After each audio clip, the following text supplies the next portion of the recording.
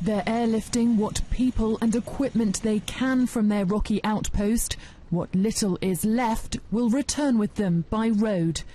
These soldiers have been here since well before Christmas. Now, in their final few days, there's still a lot to do. But the end of their mission is now finally in sight.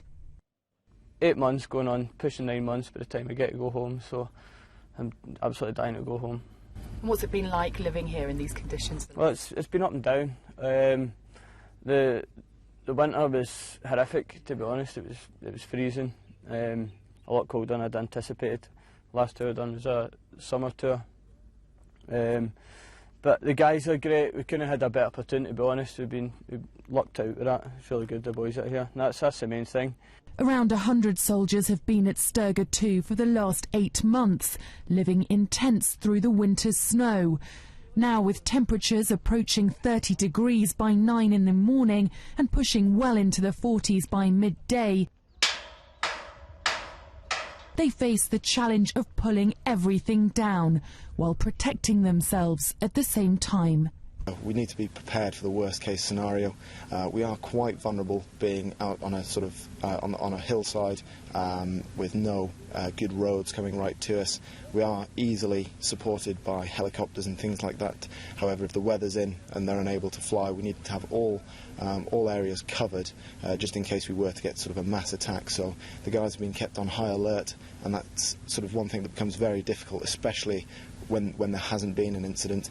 But the boys have remained professional, especially the sort of 4 Scots Recce platoon who've been in providing the initial reaction to anything here. It's not been our sort of bread and butter role of going out, putting in the fines and passing the information back.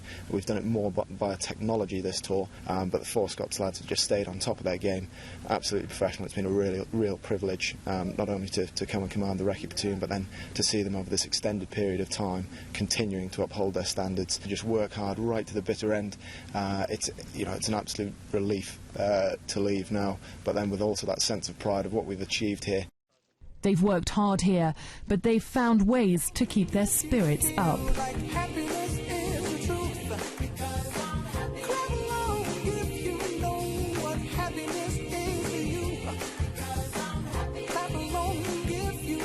Some of the characters becoming internet stars.